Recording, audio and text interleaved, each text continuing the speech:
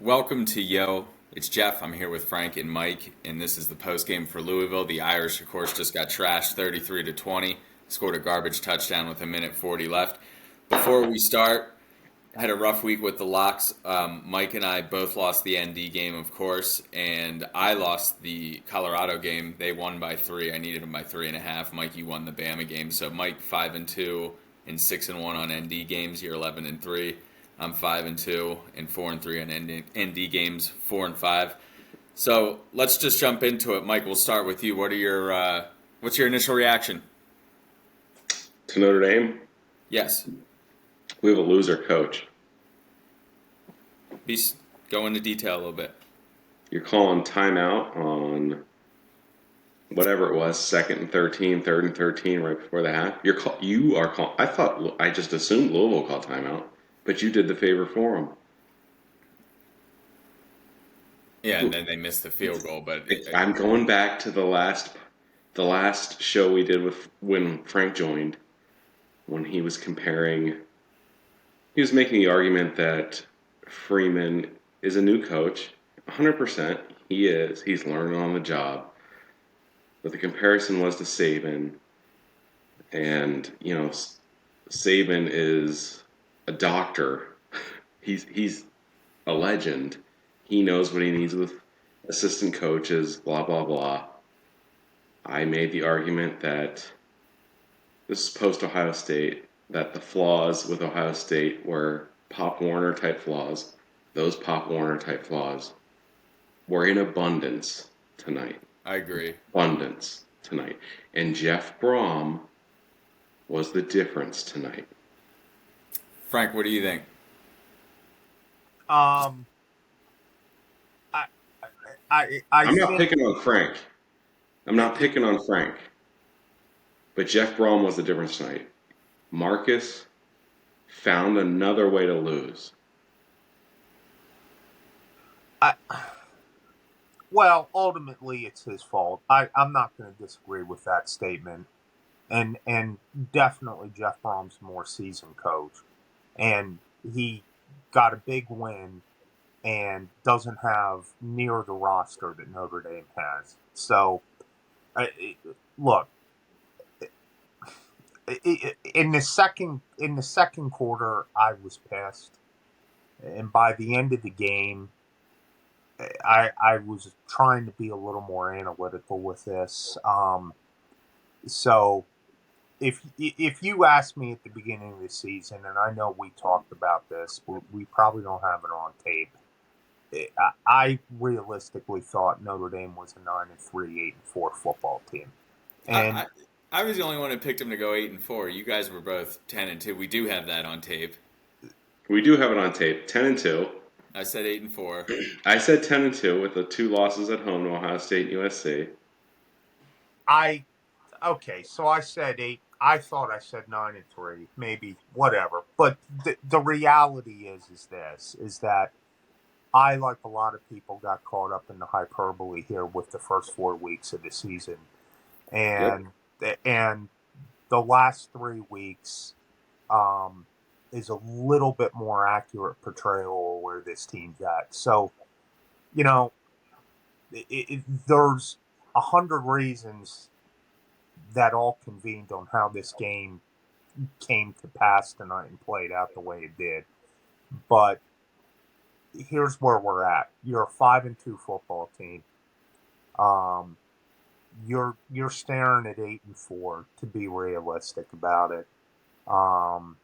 And it's time to reset expectations. And the other thing is, it's time to start doing some things with next year in mind. And I'll tell you when this thought occurred to me, when I became concerned, is Notre Dame plays a terrible first half. Somehow stumbles their way into a 7-7 tie. Mm-hmm. Louisville gets second half kick, gift wraps them a turnover on a play where Cam Hart was beat. Yep. And He made a great play. he made a great play, and he, out of desperation, he took a swat at the ball, generates a turnover, and Okay, I would have liked to see Notre Dame score a touchdown, obviously, but you know what? You've played like absolute shit, and the top of the third quarter, you're up 10-7 here. I mean, like That you Frank, can't that play. that game changed when Tyree could not come up with that pass. Maybe. Here's my turning point. That game changed with Leah Faust's face mask. That that broke their back. What what why is he playing? Well, and I'm not trying to single anybody out because again, that guy has more talent in his little finger than I have in my body. But that's going back to the thought I was just saying. At some point, this is a guy that's been in your program 5 years. Hmm.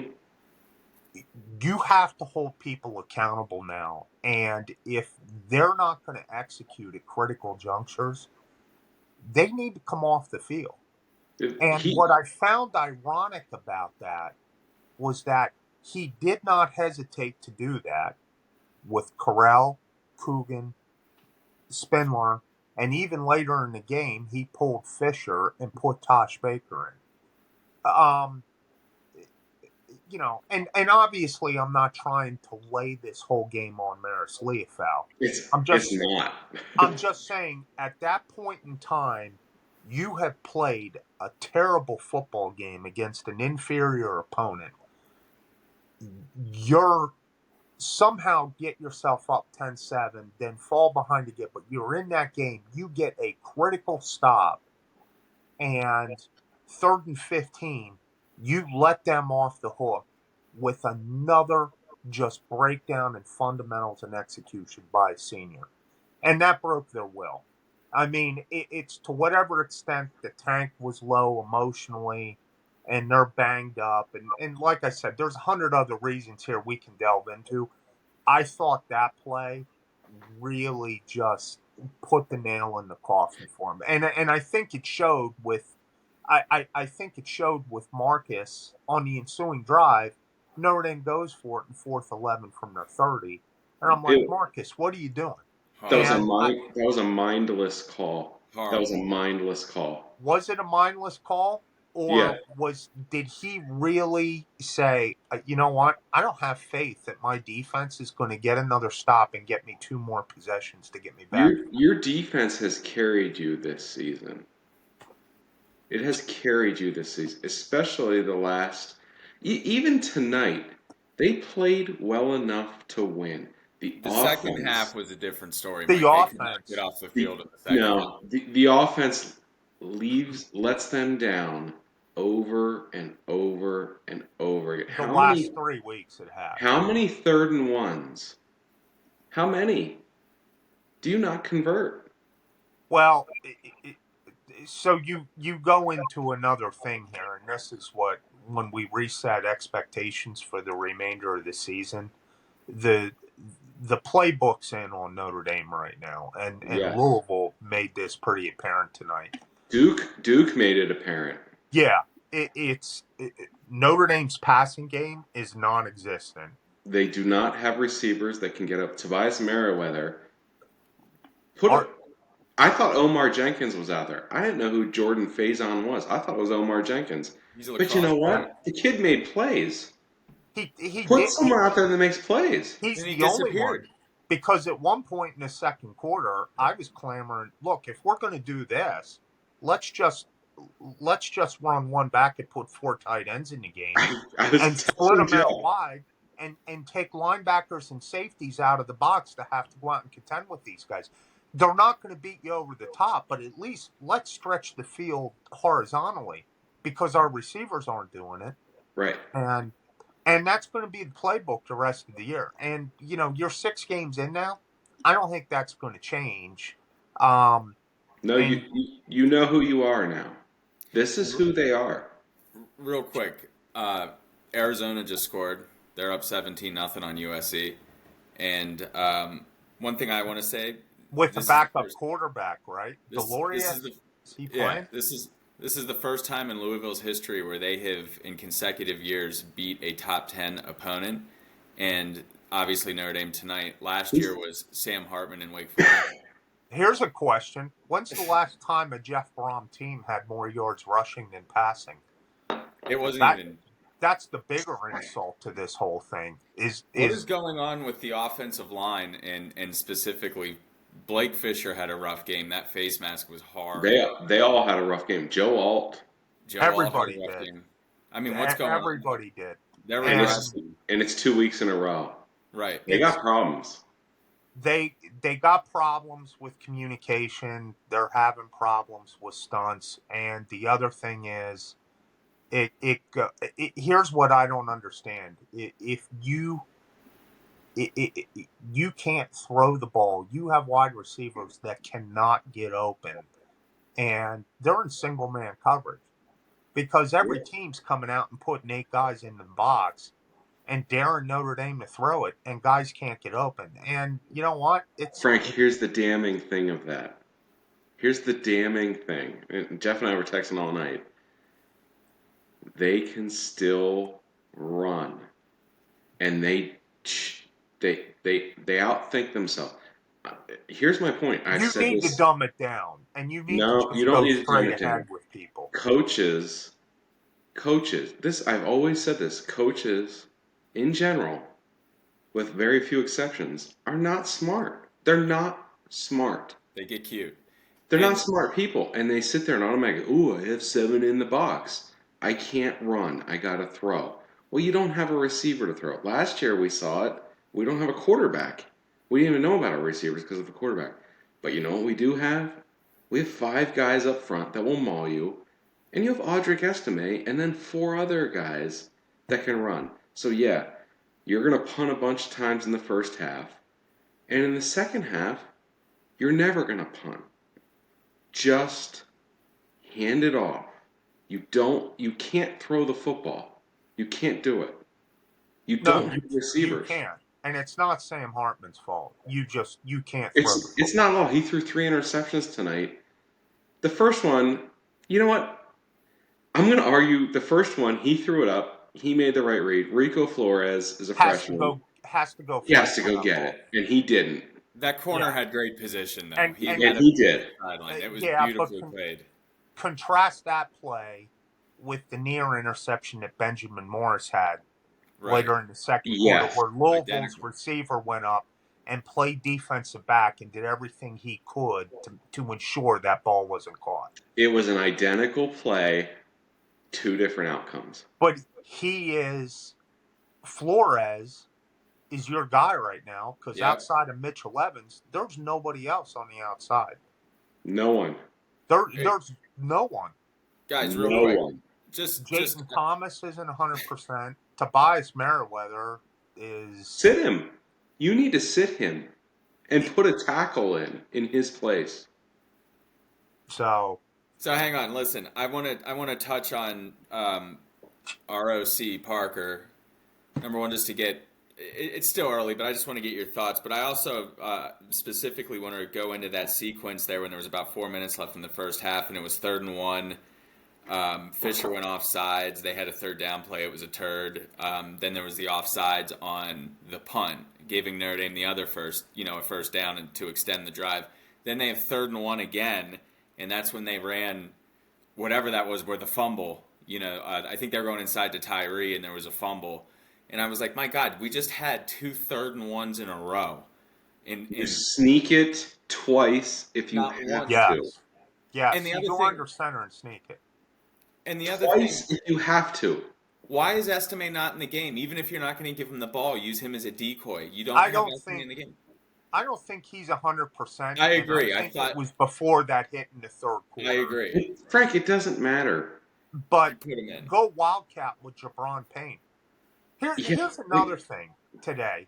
When you talk about and this 3rd and 1's a very good thing. And so I went to see Bucknell Holy Cross today. Who won? Holy Cross did. Did they roll? Yeah. Eventually, but Bucknell was a pain in their rear. But here's what Bucknell did. Bucknell came into that game averaging 54 yards rushing a game. You know what they did their first series of the game? I thought I was watching Stanford. They came out they put an offensive lineman at tight end, and they ran ball with their offensive lineman and just were caving in the offense. And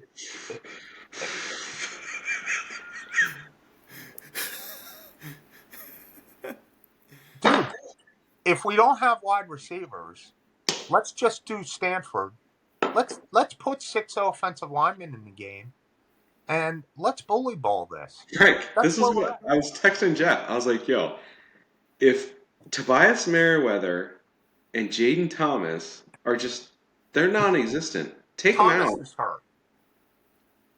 Well, maybe Merriweather's hurt because neither does anything. I think Take them out and put 2 offensive linemen in. Did the walk-on play after he caught that touchdown, the lacrosse kid? not that I saw. Why? He Why? I saw. Series.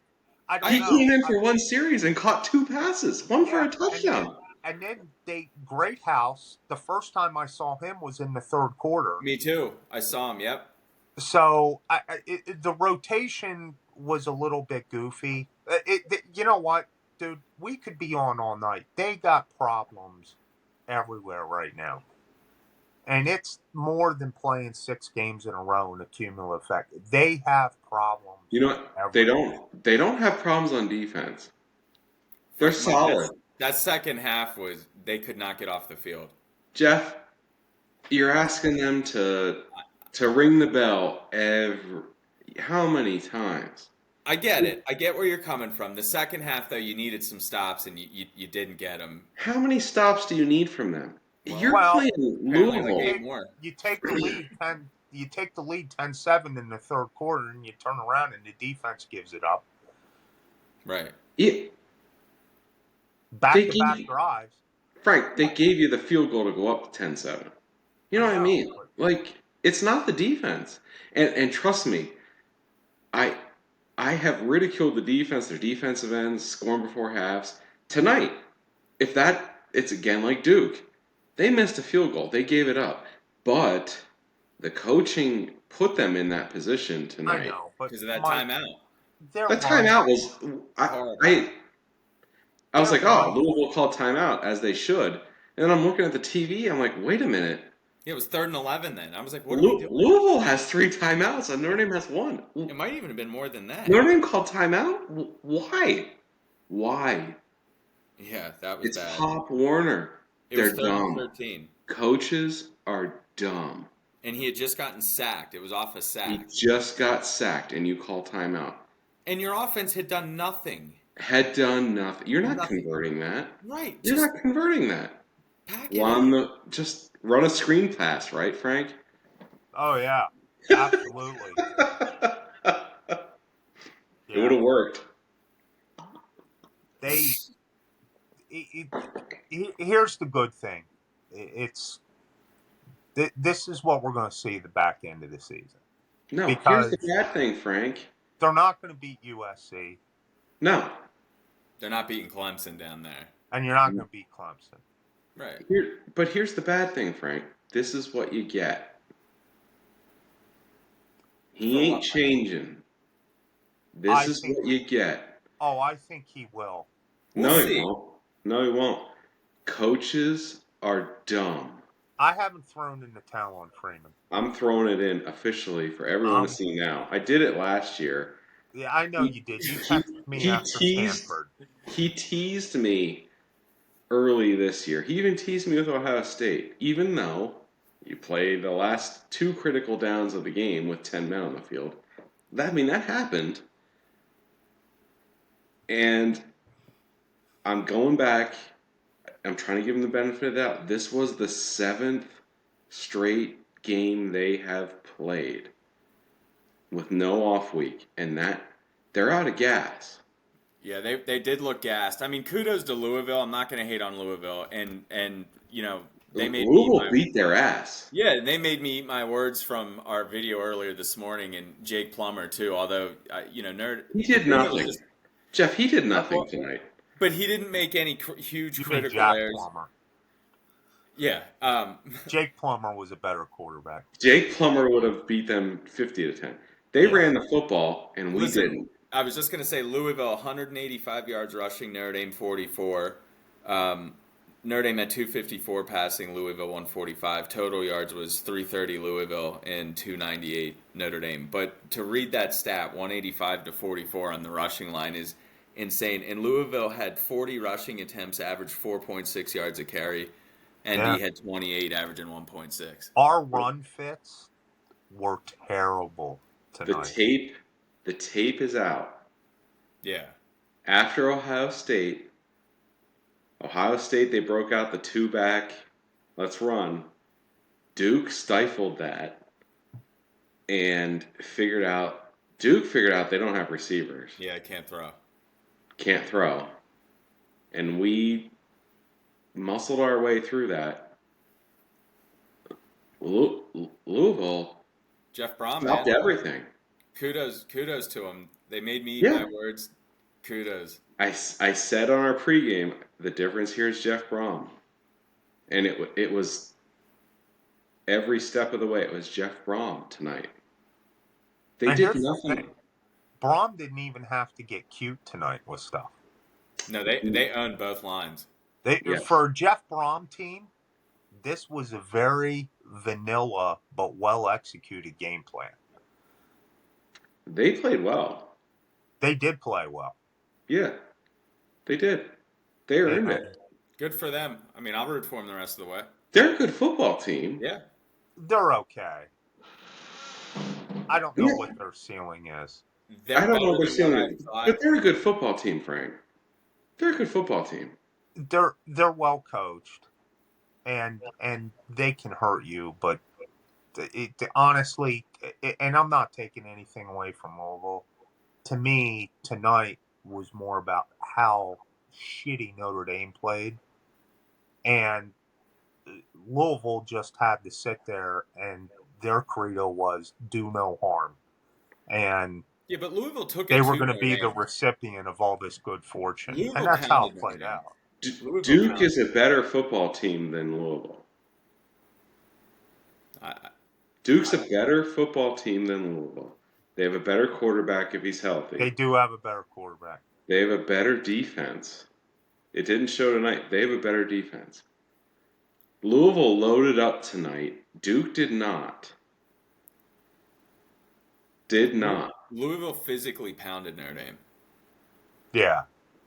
They physically pounded Notre Dame. Both No, sides of the ball. Notre Dame looked tired tonight, And Notre Dame even looked from tired the tonight. get I'm go. telling you this: the 7 games in a row, and next week's going to be worse. Yeah. Whatever happens with USC tonight, apparently it's 17-0. Is that right? 17-7, SC just scored. Here's the problem with Notre Dame right now. Even and because every team gets physically tired, you're just Wait, they don't have any way to scheme themselves into a nice, easy chunk play. And right now, we can't even string together three successive plays. I mean, and that was the case last week, but we're not getting anything easy. And they're bringing that upon themselves, Frank. yeah, you got to get off the hook and do something different. But honestly, you know what? It's to me, you're in the same boat as you were last year at this time for a different reason. Then you know what? Just line up and run six offensive linemen in and split out two tight ends and just go heavy the whole game and lean on people Yeah, and run clock and limit possessions and keep your defense off the field. And, of course, the other nice thing about that, if our special teams could do anything to capture field position, but Hard. every I, time I turn around, we're running kicks out to the 18-yard line and I, we're We don't letting field punts punts. hit the ground and roll We don't field 28 we yards. don't field punts. again, They don't field punts. again, I'm going to tell you, I'm an accountant. I don't get paid millions of dollars to coach football. I know, and I feel like I know enough about the game to be dangerous. These coaches are getting paid millions of dollars because they're the authorities. There are basic basic things they don't do. Put two returners back there. Number one, fair catching a kickoff at your 2. Just fair catch it. The math says every time you do that. Just fair catch it. Yes. Don't call timeout on 3rd and 13 with a minute left in the first half. Right. Yeah, when you're 1 for 6 on 3rd down. Yeah. You're not picking one up there. You're not doing it. And even if you do, then what? What does it gain you? You're not scoring. No. This is why he's a loser. I'm saying it. He's a loser. You know what? I watched Alabama today. Everyone's pouring dirt on Alabama after they lost to Texas. And we all said, don't bury them. They are improving every single week. Going into A&M, and I know everyone laughs at A&M. That's the Tommy effect. In spite of Tommy, they went into Texas A&M today in a very hostile environment. They were 4-1. I understand they beat no one. They got their doors blown in by Miami. They don't have a quarterback.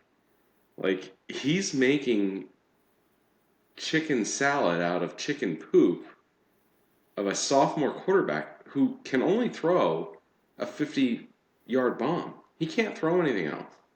And they went in there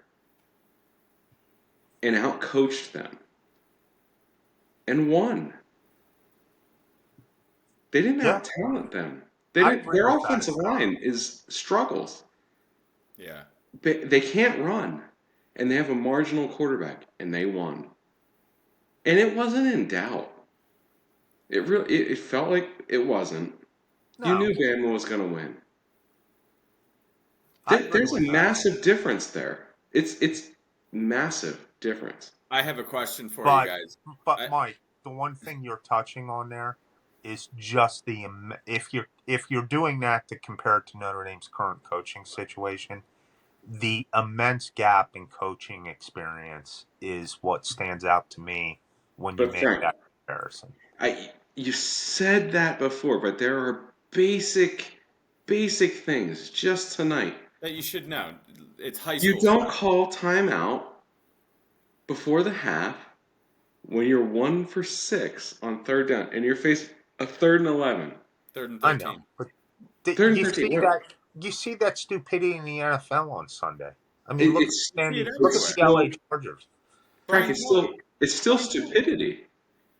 Again, coaches are dumb. They're not smart people.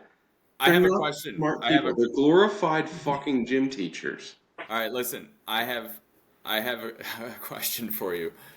Pardon my French. Are we done with Stuckey? I mean, is he on the hot seat? I mean, he is recruiting guys, but if they're not going to be doing anything, I think he should be. He should be on the hot seat. And I don't know anything about the guy, and I don't. Coming into this season, other than he is a good recruiter. He is. I didn't know anything about him, but the on-field product, they are not progressing, and based on tonight, they've regressed. They have talent. They have a ton of talent. I mean, it's and this goes back to recruiting. To what you said earlier. It's easier to sit and say, well, sit Tobias Merriweather. But the problem is, at Notre Dame, when you talk about the grand scheme of recruiting, that's a kid you can't afford to miss on. You got to keep putting him in a position, hoping the light bulb goes on at some point. It ain't Tobias's fault. Well, you could get into a lot of reasons why it ain't happening, but the bottom line is that wide receiver group right now is the number one factor in their offensive struggles the last day. That is exactly why I say it's not Tobias's fault, because everyone is missing. Right. Jordan Greathouse had a great start. He's nowhere. Well, he's not 100%. Jaden Thomas isn't 100% right now. But you go down the list. I mean, the reality is right now. Is he hurt? He's Yeah, hurt. he's He hurt. had his knee scoped.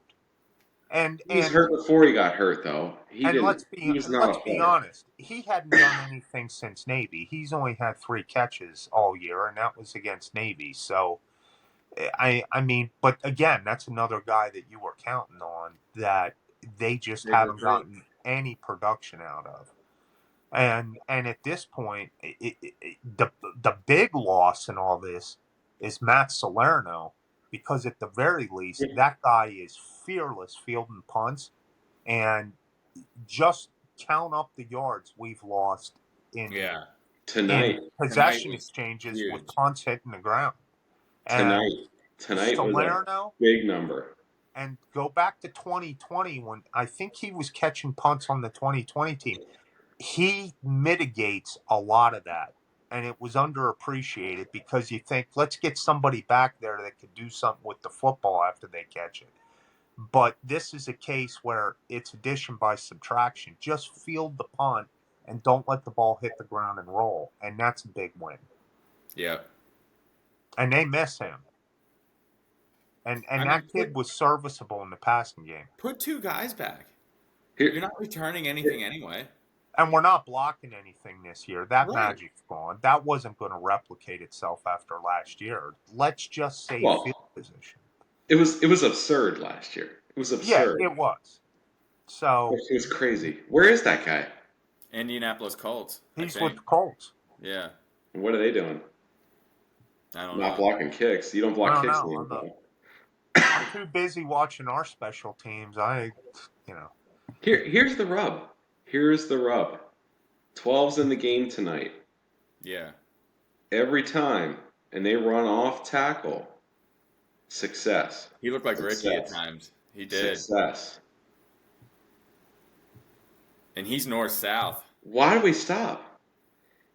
And there was a handful of runs. They were The so announcers tonight, Joe Tessitore and whatever, what's Roger's brother, who's the Bachelor. There was a handful of runs where you're one guy away. Jadarian Price had a run where the backside end made the tackle in the hole. He right came at the all the way beginning. around. And First, if he wasn't first there, play. if he's a step slow, it's 6. Why don't they just stay with it? Your receivers can't get open. You're putting the whole game on Hartman. He's got no one to throw to. He has limited protection. Limited. Because they're just bringing the house and we can't pick it up. I don't get it. Coaches are dumb. Well, the issue becomes The flavor tonight. Coaches what are not smart. what do we do next week? Because realistically, next week you got to find a way to score north of 30 to be competitive in this game. It's not happening.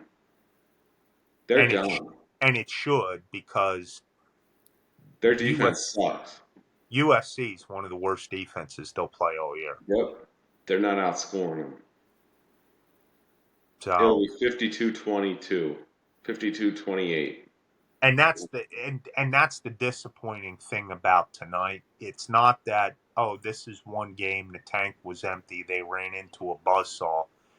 This was the affirmation of what we've seen the last 3 weeks and what the remainder of the season holds in store. That's what I'm taking away from tonight. This was no buzzsaw. No. This was not the crowd. This was not, no. This was lack of execution, lack of adaptability. They did nothing. They were vanilla.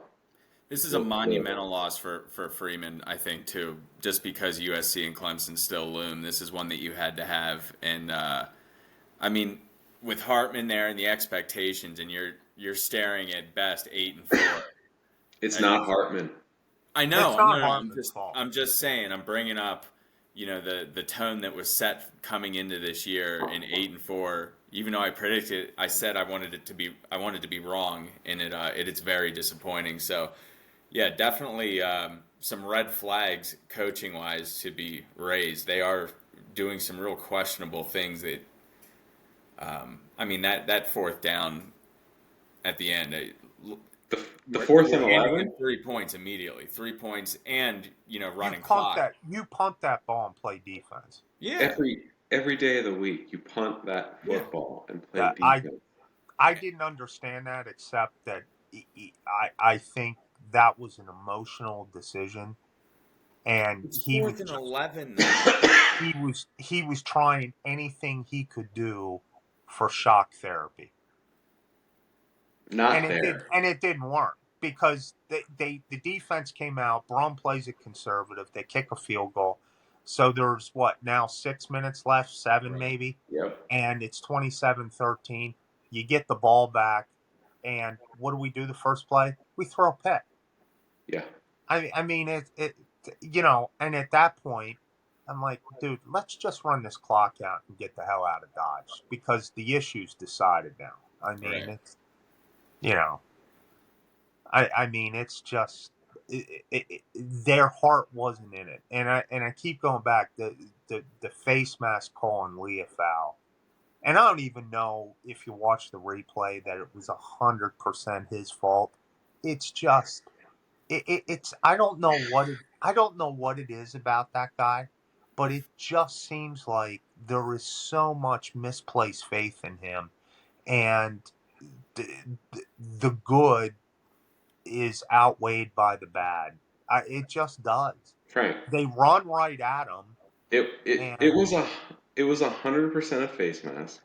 it It was, but I was mean it was 100% nowhere close to the play. It Right. was 100% typical for him. that's He the issue. he didn't tackle at all tonight. And it's not just tonight, it's all the time. He's If he a if he's liability in space. And he if he's trailing and you tell him go run that dude down, he's there all night long. he's He always will trailing. he He's will always he'll trailing. run anything down. If you He's got to go head up with him, that touchdown run by Jawar Jordan, where DJ Brown missed the tackling hole, but they ran right at Marist. It appeared to me, maybe I'm wrong, but he slid over and took himself right out of the hole. it's it's consistent. He's always trailing. He never. So It's consistent. here's the question. You're 5-2. You're looking at taking a couple other L's here when you check the rest of the schedule. At what point do you say, you know what, Jaden Osbury, Jalen Sneed, you guys need to get on the field. We need to get some reps He won't do it. He won't because do it. next August 31st, when you start the season in College Station, you need to know who you got. He And you won't can't do it. wait till You got to hang on to the season here, especially with the recruiting class No, you now. don't. no, you don't, Yeah, No, Jeff. you you do. don't. Your recruits are in. Here's the other thing. They're not in. I mean, here's a question. At what point do some of these kids say, okay, you know what? Nothing against my teammates, but I seriously can't see more reps with what was just displayed out there tonight. I mean, you guys start playing some of these young bucks. They're the future of the program. And if you're going to make mistakes, make them with freshmen and sophomores who got a ceiling here. I, I wholeheartedly agree. The kids on the team now with the transfer portal are way more valuable than an incoming recruiting class, which is marginal. Let's be real. It's marginal. It is, except for a couple guys at the top end. It's marginal. There's a couple kids there that move the Jeff's needle. laughing at me I was just this is so because he knows. He knows. But I mean, you doom know, and gloom because we took no, an L down in No. Kentucky. but I mean, seriously, at what point do you get Osbury, Sneed, and Drake Bowman, who I'm were not saying all don't huge sprinkle gets? in young guys. I'm not saying These don't guys sprinkle in need to young guys. start I'm playing. just saying you also don't want to put yourself in a position to not win games. If someone's being unproductive, then by all means get rid of them. I'm not arguing that, and they do need to get young kids in, but at the same time, you still need to take care of business on the field. Louisville It and matters in Meriwether recruiting. It are matters not in productive. recruiting. You Louisville and Meriwether are zero productive. They're I not. agree. So start putting other guys in. I'm not going to argue that, but I'm just saying make Blake sure that you're Fisher is not productive. who is? I didn't hear you. Blake Fisher. Yeah, he he's had a struggling. he that was a rough outing. There's no doubt. There's no And doubt. and and you know what? This is the interesting thing about it, though. The second series of the game, I look at the television, and Kristofic and Strauss are in there right away. Yep. So I'm just saying, and I'm going to assume because I was dissatisfied with the play, I'm going to assume the staff was, and that's what necessitated the change because we hadn't seen that all year to this point. So if we're going to be consistent, why aren't we seeing that same standard on defense? I mean, and I'm not saying you junk everybody, and I'm not saying these veterans don't have value to the team anymore, but you need to face it. You're 5-2. You got 5 games left plus a bowl game. You're not. At best, you're going to a New Year's Six bowl, and at that point, No, they're not. yeah, but as of right now, you still got that chance. But realistically, you don't. But my point is, you keep some of these younger kids engaged anyway, and we need to start playing some people with an eye towards next year. And I don't think it's too early to start having that conversation. And I'll tell you where else. And none of this is Sam Hartman's fault.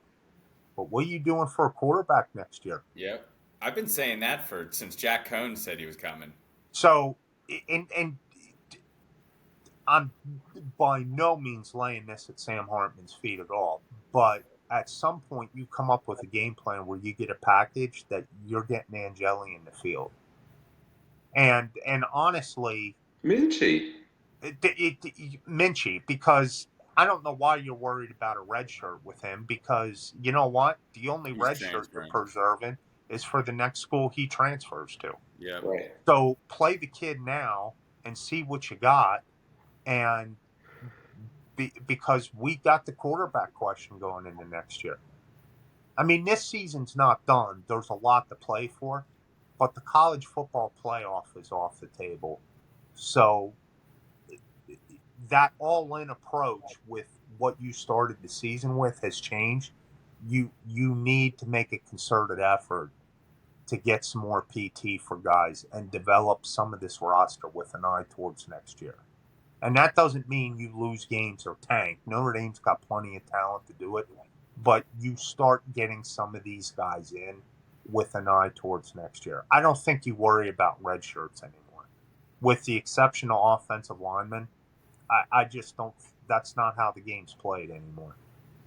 You play who's ready to play, and you give them opportunities to go make plays. And I think that thinking needs to transition in that direction. All right. That's just my opinion. Anything else that we want to add here before we sign off? I'm sure there's more you No, guys. it's a disappointing game, but this is 3 weeks in the making, and the issue is what do they do to pull rabbit out of their hat to go? Because honestly, I may be an idiot. USC is a beautiful football team. 100% beatable. So's Louisville. I mean, but I mean, USC's got the ranking. They got the Heisman Trophy winner at quarterback. They're prolific on offense. But all that being said, they are a fallible football team. And But you know what they're going to do? Let's save it for the USC. They're going to put 7 in the box and play Yeah, man to man. everyone is. And they have more athletes than Louisville, so you can expect the same. yeah, The same. well, at least we'll take care of business against And the Pitt. difference is they have a quarterback who's a video game, and you're not going to stop him. All You're right, not we'll gonna, get Mike. Mike, we'll get into this. We're We're talking about We don't Louisville. even need to get into it. We don't even need to film an episode. Everyone knows. We will. Everyone knows what's going to happen. We maybe will. It's going to be 49-20. Is that it, Mike? I may go 56-20. No. Shame. You know what? Shame on us if that's what it is. They're done. Check on They're the show. done. All right. Well, that's a fair question. They're done. Is Notre Dame done after this game? They were tired coming in tonight. They were tired. It showed. They were worn. 7 games in a row. I'll never forget this. In 2000, when did Notre Dame go down to Tennessee with? Was 04? Yeah, and one. When Goolsby returned it? Yeah, Goolsby. That was 04. And Leaving then that Tennessee game, starting quarterback out of the game. Leaving that game, Tennessee fans are amazing people. Literally walking out of the tunnel, there were these Tennessee fans like, "Oh, great game, blah blah blah."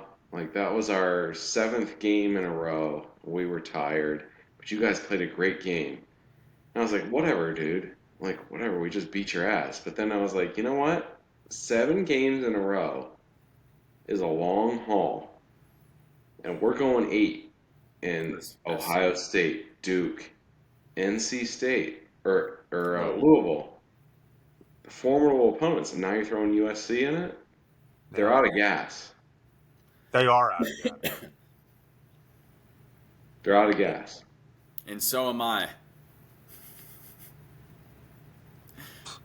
Yeah, nice game by Purdue today too. Yeah, geek. Yeah. Sorry, our quarterback left for Louisville and waxed the Irish tonight. All right, And the coach. And you beat the 3rd best team in the state of Iowa, behind Iowa State and Northern Iowa. Illinois, bro. Yeah. I tried watching that game today. It was in black and white. I thought I saw Niall Kinnick out there for a little bit. Did you talk to Bobby today? No, I talked to Coach and everybody else. Bobby. Was there rain?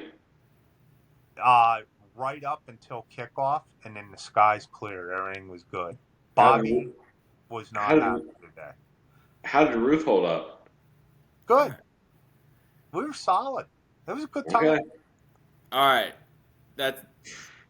It helped that the paid attendance was like 83. And I'm not exaggerating saying that. 83 people or 8,300? Michael, I'm going 83 people. I am going to tell you this in all candor. You might be able to see more people at a Pop Warner game tomorrow, like St. Joe's, whoever they're playing. There's probably more people at that game than was at Bucknell today. Bucknell's band wasn't even there, and the game was at Bucknell. How cool is their stadium, though? It's cool. It's not. Yeah. It's a great place to see a game. It really is. Are they awful? Yeah. Bucknell hasn't been good the last couple of years. Yeah, they're not good. But they played really well today. They really did. Yeah, but not good enough to bring your band to your home game? Where were they? Were they at a band competition or something? I get the feeling that football isn't emphasized a whole lot up there. What do you mean? It's Bucknell Bison. They produce NFL players. Yeah. I'm just telling you. Jeff, where's your cards for the Bucknell Bison? I have a few. That 51 Tops Magic, there's a dude from Bucknell. So I'll shoot a video so you don't put it up for every year. I put it up. It's on. So one of Bucknell's wide receivers is a kid that transferred in from Duke. He scored a touchdown today. Oh, he should have stuck around. He could have scored against Notre Dame last week. Exactly. Well, he was a little less open than... What was the score? 55-27. Yeah. Oh, so Holy Cross dealt with them. No. So this was... It's 28-point spread, Frank. Yeah, but the score's misleading. So it was 34-14 at halftime, right? Bucknell gets second half kickoff, goes right down the field, scores a touchdown. They had a quarterback that he caught fire. He threw a few dimes. It was pretty good. So Holy Cross gets the kick. It's now 34-21. Holy Cross gets the kickoff, their initial possession, and they went for it. Does this sound familiar? On 4th and 3 from inside their 35-yard line. Did they run a reverse? No, they went read option or quarterback power with Saluka and came up a yard short. Bucknell takes over. First play, they hit it for 25 yards down to the Holy Cross 10. They scored on the next play, but it was brought back for illegal motion. So it's 1st and goal at the 15. And mind you, they scored with this. It's a one-possession game. And the quarterback drops back to pass. He threw an interception in the end zone. And after that, they hung around, but it never got any closer than that. But Holy Cross tacked on 2 touchdowns at the end of the game. Holy Cross wore them out. They got 2 really good running backs, and they just lean on you. Well, that Coker at receiver's unreal too. Dude, that He's kid is. He gets started at Notre Dame? Does he get separation? Dude, he would start at Notre Dame. That kid is a really good athlete. 6'3", 210, and he's got ball skills for an FCS kid. He's a sleeper. Sounds like Tobias Merriweather, except for the ball skills. So, all right. So it was good. What was interesting was it's nice to go to a game, not pay anything to get in, and not deal with traffic going out. It's a different type of college football than we're used to. There was really like 80 people there. Dude, seriously? There was 80 people there.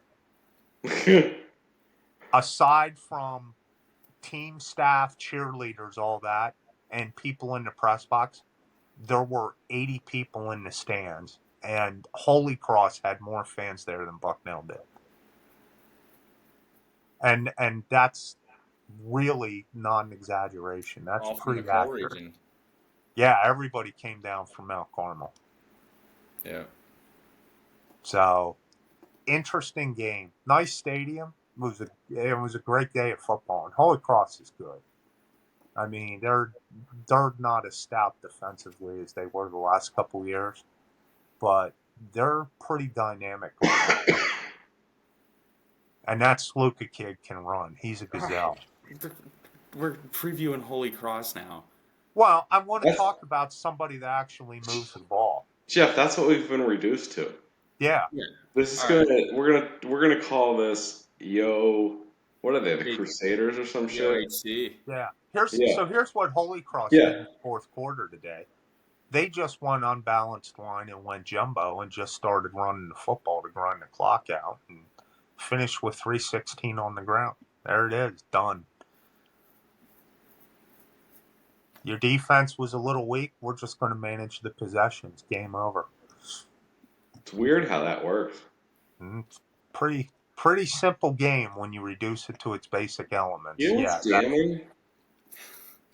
Estime was the leading FBS rusher. I know he has an extra game under his belt. The leading FBS rusher in the country coming in tonight. Right.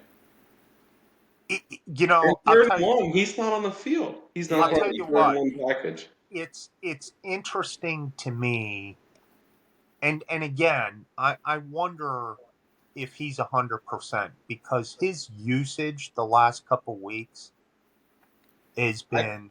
He looked good against Duke. 14 touches against Ohio State. No. He had 18 carries against Duke, and what he have tonight? 12. Did you see his last run against Duke? He looked very healthy. He did, but I don't know. I didn't think that he looked 100%. Either that or there's some hesitation with him. But that's a guy you got to find a way to get him 20 touches a game. I agree. Or put him on the field. Don't run him parallel to the line of scrimmage. Also to the short side of the field. I mean, we love running off tackle to the short side of the field with our biggest back. I know, and you know the other thing that kind of scared me tonight too is Hartman's getting a little bit jumpy facing pressure because there were a couple things where he had a clean pocket to throw from, and instead of stepping up, he rolled out. He rolled into pressure and trying to get outside. And I don't know if that's him just trying to find a clear line of vision to see where he's throwing or what it is. He knows they're putting the whole offense on him. But I saw for a couple of plays tonight, he looked a lot like Ian Book did with his propensity to jump out of the pocket when the pressure came instead of stepping up and throwing. So I don't know. I'm not gonna knock Sam Hartman. No, I'm not either. Phil I'm just Hartman. it's the great Tom Pagna said, when the locusts come, they eat everything, and that's what tonight was. It wasn't Sam. There wasn't a single thing that went good tonight except recovering that onside kick, and that even sucked because we couldn't even run the clock out and just go home. Right. We had to drag it out another possession. Yeah. So, on a good note, though, Sam Schrader tied his Notre Dame record. So here's the thing with Schrader. And I figured this out. Do not have him kick a field goal within 40 yards. He's money. He's not money within 40 yards. Anything outside of 40, he's money. Yeah. Don't have him kick a field goal inside of 40 yards. Just you need a Reggie Ho. Go for it. You do need a Reggie Ho. How long was the field goal he missed versus Ohio State? Wasn't it like 47? Something like that. But from beyond 50, I think they tell him, "Hey, we just scored. You're kicking off," because he just hammers the shit out of the ball. I mean, a couple of them tonight, he'd have been good from like 58. He drilled it. That kid's got a big leg. He just doesn't know where it's going. But he seems to get better the further out you put him. He's like dude perfect. It messes up Marcus Freeman's decision making because he's like, honestly, he thinks he's like automatic. I know, it's weird. Here's the thing. You know what? You're absolutely right, because you remember when like Justin Yoon was there? Justin Yoon didn't have fantastic range, but accurate. But anything inside 40 to 45 yards, he was accurate. But you knew definitively what the max of his range was. Schrader, it's like in reverse. The further you put him away, the better the odds are. Yeah. And that is perplexing as a coach, because that goes against conventional wisdom. But given the way we do everything else, it falls right in line. Yeah. So. All right, Jeff wants to go to bed. We've been on an hour. It's a good hour. Jam-packed. We exercised a lot of demons. No, you didn't. No, I didn't. No, you didn't. This one's salty. Well. And I'm year 2 of, I feel like I'm year 2 of BK again. It's not that bad. He's a loser. Not that bad. All right. He finds different ways to lose. Okay. Hey, next week I'll have Nat hold the phone while I'm talking to you driving across the toll road coming home. When it's like 59-14? It's going to be still be going on while you're driving. It's going to be another keepsake next week. Yeah. I have a feeling. Yeah. So. All right. Well, we will catch up with everyone next week. We might post some kind of USC memorabilia thing. I don't know. Yeah, I have every program ever. I have a special for the 26th. You'll never see them. And, maybe. Hey, real quick, let's end this on a high note. So USC's coming to town this week. We've all seen a lot of Notre Dame USC games.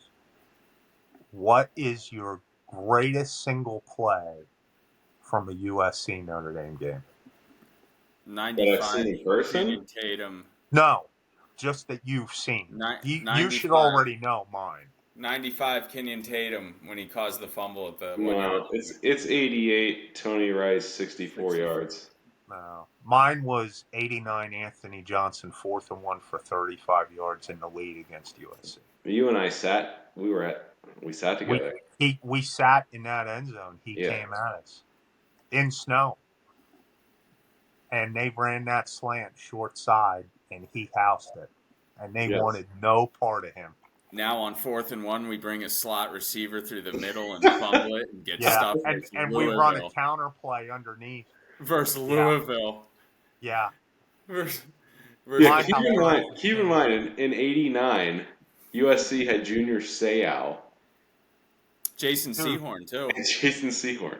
So Sehorn might not have been on that one. Yeah, I no, think Sehorn didn't come. Sehorn didn't come until later. They had Mark Carrier, Mark Carrier and No. Seau. and Sehorn was not on the '89 team. No, you're right. You're no, right. and they had, because I think I was Sehorn thinking went to 93. junior college, and then they also had Dan Owens up front, and that team came into the game. They were leading the nation in rush defense, Yeah. Who and was the receiver that went off? John Jackson or what was his John name? Jackson, John Jackson, Yeah. Todd Marinovich. 14 catches, and I think he may have went over 200 in that game. Pat Harlow. Yep. So Rocket fumbled a kickoff.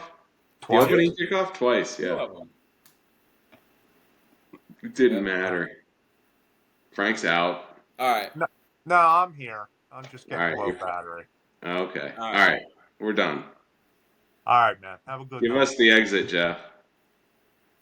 Go Irish. Yo ND. We'll catch you later this week. Like, subscribe. If anyone's actually listening to this an hour in, God bless you. All right.